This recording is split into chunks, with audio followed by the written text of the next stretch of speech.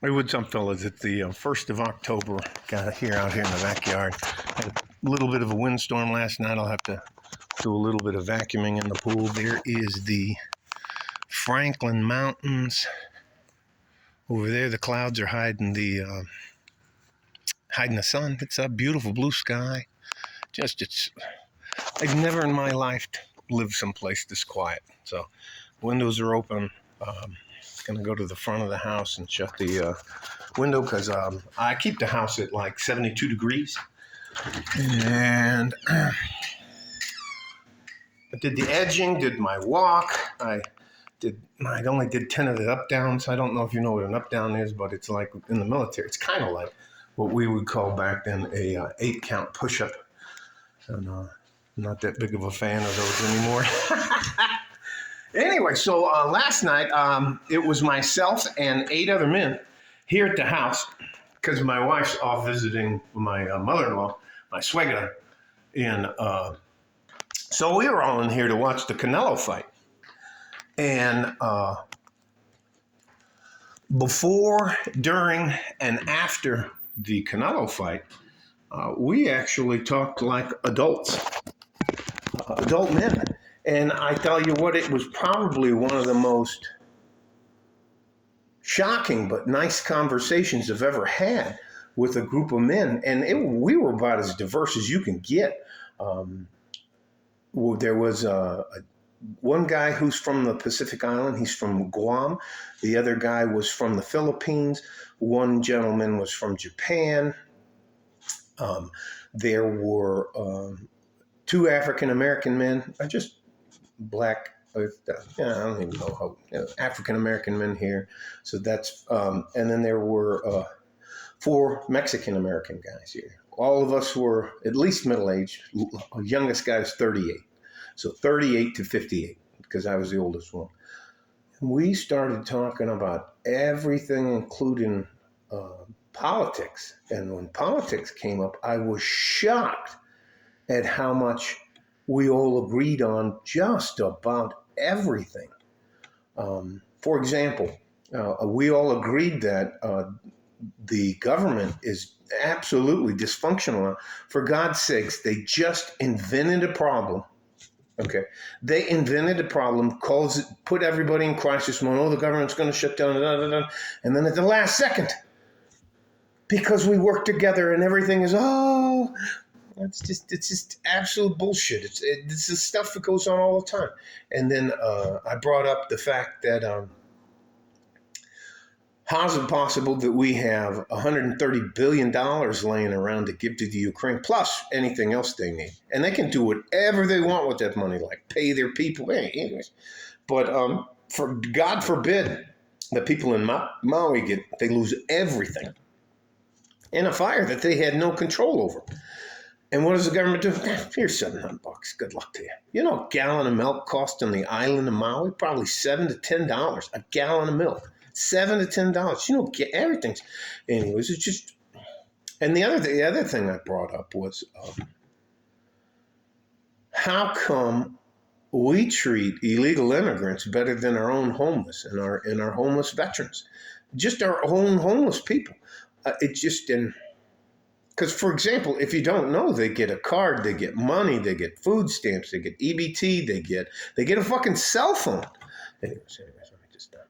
And one of the guys made the distinction that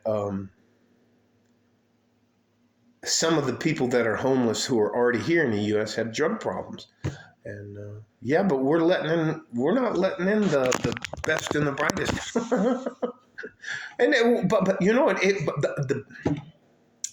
The greatest part of it is if I made my point and I just shut up, and if I didn't get the opportunity to speak for the next 15 to 20 minutes, 30 minutes, that didn't bother me at all. And that's how guys interact.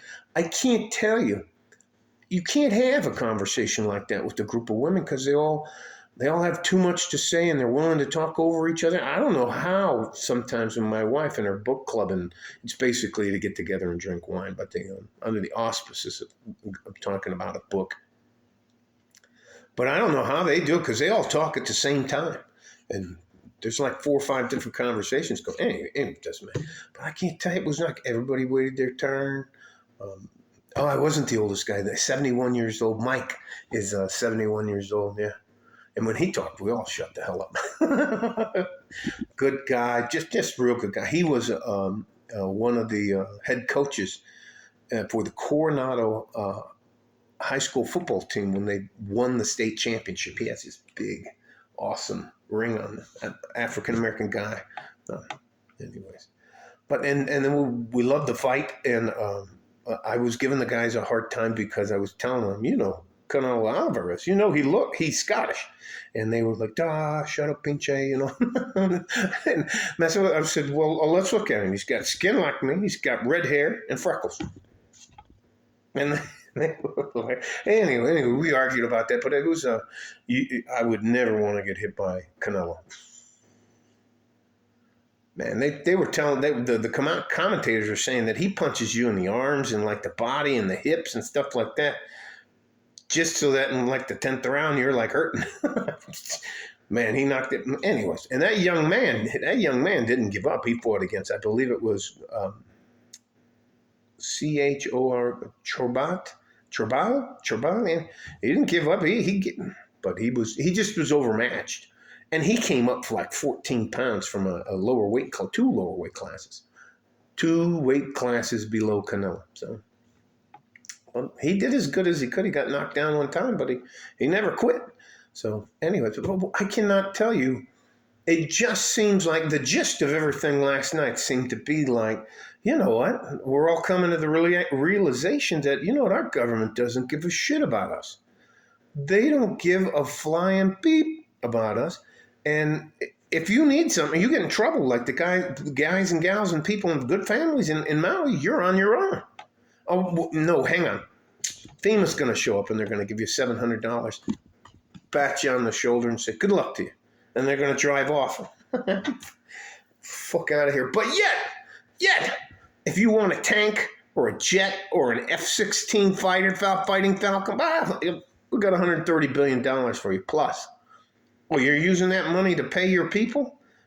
What, you mean like Social Security and the rest of that? Oh, well, we could use that money here. To build our roads and our infrastructure and our power grid and put our people back to work. Figure out something comprehensively to do with the people who come in here illegally. I say we do a program for them to where they can earn their citizenship and they help us rebuild the country or improve our country, rebuild our infrastructure. I don't have a problem with that at all.